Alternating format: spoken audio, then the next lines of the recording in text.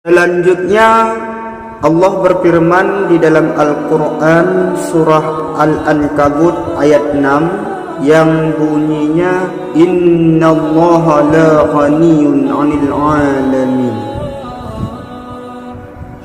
bahwasanya Allah tidak membutuhkan makhluk.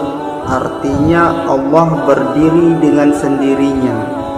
Allah tidak memerlukan makhluk, tidak membutuhkan bantuan makhluk. Jadi Allah Subhanahu wa taala berdiri dengan sendirinya, ataupun yang disebut dengan istilah bahasa Arabnya itu qiyamuhu binafsi. Allah berdiri dengan sendirinya. Maksud berdiri bukan berdiri seperti kita berdiri kaki ke bawah. Maksudnya berarti Allah terkaya daripada sekalian makhluk ini. Jadi berdasarkan ayat Al-Quran surah Al-Ankabut yang bunyinya Innallaha la ghaniyun 'anil 'alamin, bahwasanya Allah terkaya dari sekalian alam. Artinya Allah tidak membutuhkan kepada makhluk. Jadi berdasarkan ayat ini bisa kita simpulkan bahwasanya Allah Subhanahu wa taala wajib bersifat qiyamuhu binafsi. Allah wajib berdiri dengan sendirinya, tidak perlu kepada makhluknya.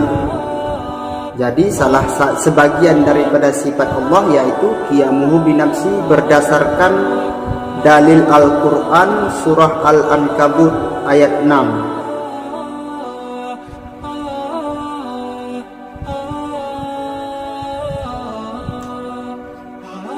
Cuman lagi-lagi kan dalil ini dalil Al-Quran.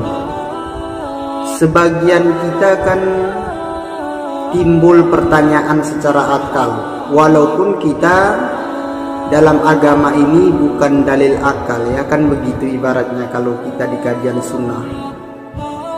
Ya betul, tapi terkadang kan ada kalanya pemikiran kita ini suka bertanya-tanya juga, karena manusia itu kan punya otak yang aktif, yang selalu berpikir.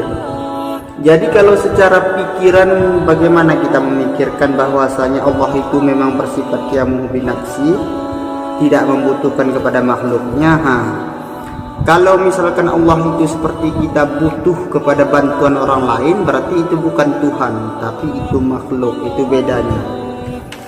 Jadi lagi-lagi berdasarkan Al-Quran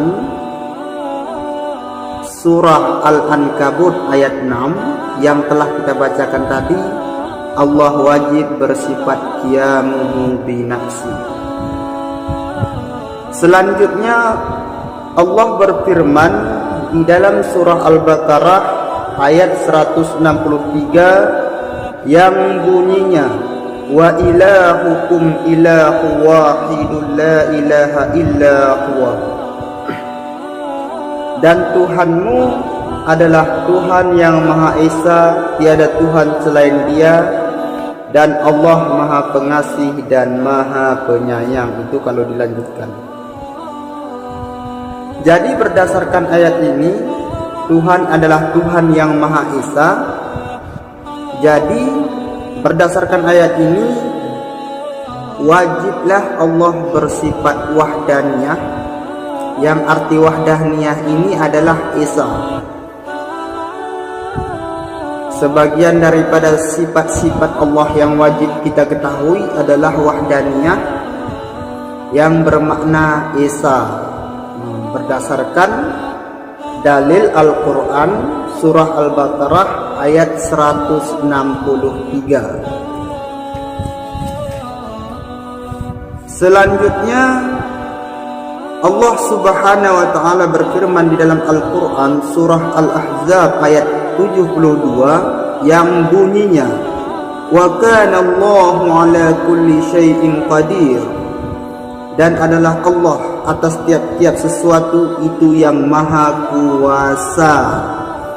Jadi Allah Subhanahu wa taala ini maha kuasa di atas segalanya, baik itu di atas raja, di atas makhluk-makhluknya. Artinya Allah yang mempunyai kekuasaan yang paling tinggi.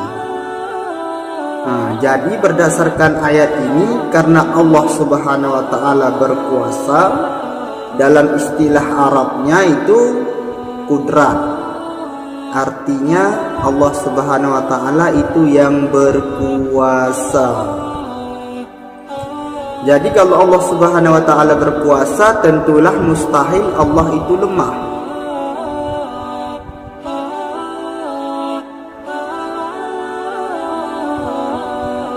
Jadi perlu kita ketahui, sebagian dari sifat-sifat Allah yang wajib kita ketahui itu berdasarkan dalil yang telah kita bacakan tadi. Allah wajib bersifat kudrat, artinya Allah wajib bersifat kuasa. Selanjutnya Allah Subhanahu wa taala berfirman di dalam Quran surah Al-Qasas ayat 68 yang bunyinya wa rabbuka yakhluqu ma yasha'u wa yakhtar. Dan Tuhanmu menjadikan apa yang Ia mau dan yang Ia kehendaki. Artinya Allah ini berkehendak atas kemauannya sendiri, bukan berdasarkan suruhan, bukan berdasarkan permintaan dan lain sebagainya, tetapi Allah Subhanahu wa taala mengkehendaki apa yang Allah kehendaki. Artinya Allah ini bersifat iradah, bersifat berkehendak. Jadi berdasarkan dalil yang kita bacakan tadinya, sebagian sifat wajib bagi Allah Ta'ala, wajib bagi Allah Ta'ala mempunyai sifat iradah, sifat yang berkehendak. Dan selanjutnya Allah Subhanahu wa taala berfirman di dalam Quran surah Al-Baqarah ayat 29 yang bunyinya wa huwa bikulli syai'in alim, dan ialah Tuhan yang mengetahui segala sesuatu. Allah Subhanahu wa taala tentu mengetahui segala sesuatu, baik yang terdahulu, sekarang, yang lagi akan datang. Allah Subhanahu wa taala mengetahui segala-galanya. Jadi karena Allah Subhanahu wa taala ini maha mengetahui, berdasarkan dalil yang telah kita bacakan tadinya, bisalah kita simpulkan bahwasanya sebagian dari sifat Allah yang wajib itu adalah wajib bagi Allah untuk bersifat mengetahui, ataupun itu yang dinamakan dengan ilmu. Jadi Allah Subhanahu wa taala wajib bersifat ilmu.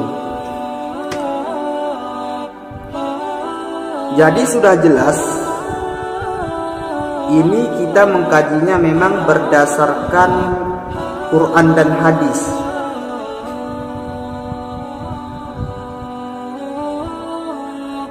Jadi kita mengkaji secara ilmiah, bukan dengan pemikiran sendiri dan lain sebagainya.